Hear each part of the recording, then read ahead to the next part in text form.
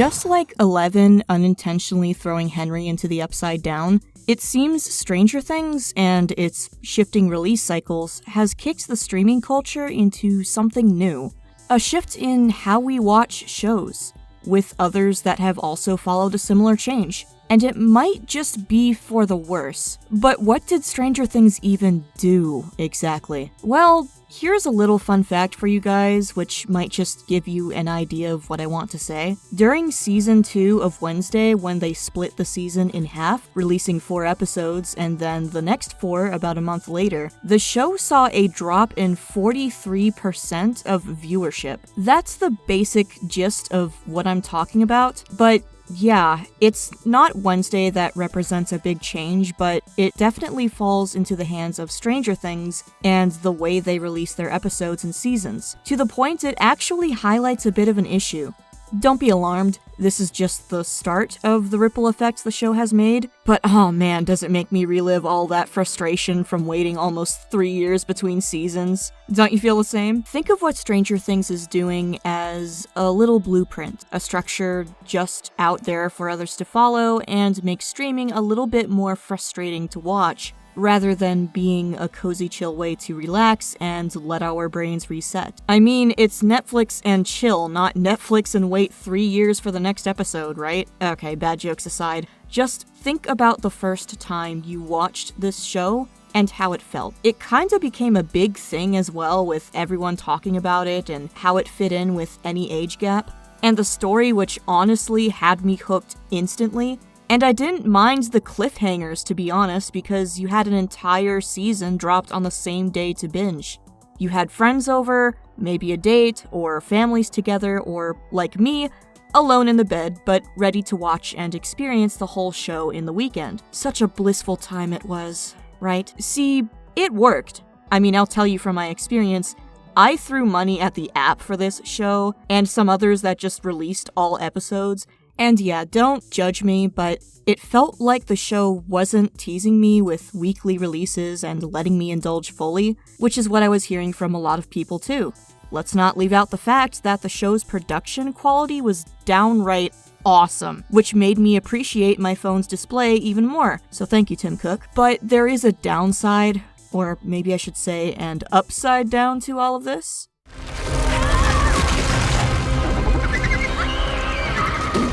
Pun absolutely intended, because it's crystally clear that the overuse of this model, and the fact that other shows followed it, has created a bit of a negative opinion on it, especially with mid-season finales being added to the mix. With all the longer episodes, it almost seems that the makers wanted to give you a movie that tried to act like a TV show, because all of a sudden, the bit of tension between episodes, the theories, and the what's going to happen next conversations were just fading away, and you might see it too, right?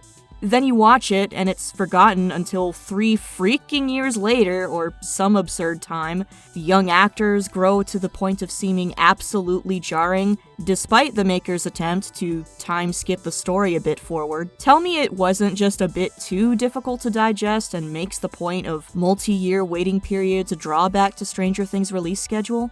The 8-episode release? Great for new subscribers and instant engagement with the least potential for spoilers, because chances are, most people watch it together. But the new hybrid model with mid-season breaks and long episodes? High production quality that clashes head-on even with movies and their releases.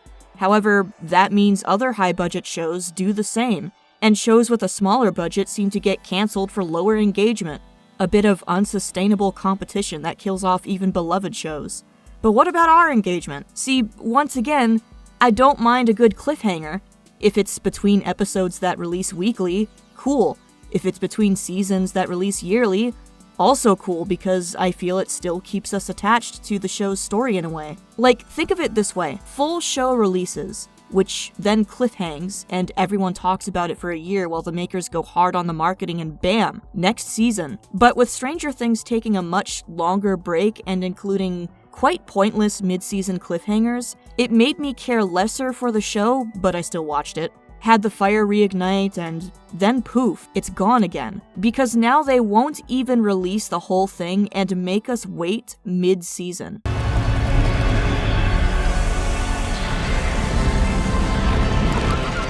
Tell me you felt it too.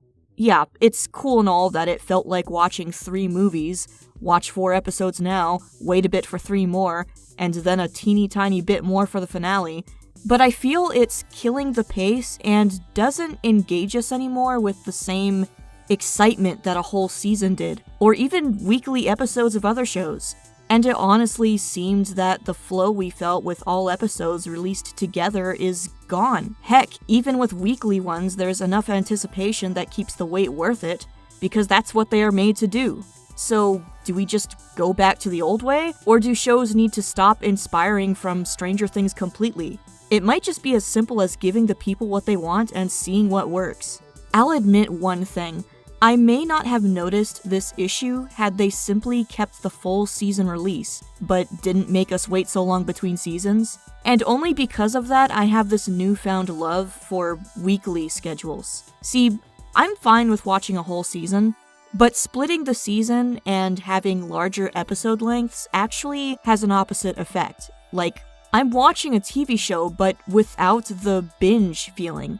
That I'm not watching multiple episodes, but a massive movie instead. I feel it goes a long way for TV shows to have a consistent release for every season, because it keeps us fans engaged, be it hour-long episodes every week, or all episodes released at once, rather than dropping a season in every 3 or 4 years' time, with breaks mid-season. But the strategy of splitting the season, long wait times between them, and massive episode lengths breaks the narrative flow, becomes annoying to wait for, and causes unnecessary breaks when they seemingly have no advantage to offer in the narrative, and simply seem to chase engagement numbers for the platform and for profit.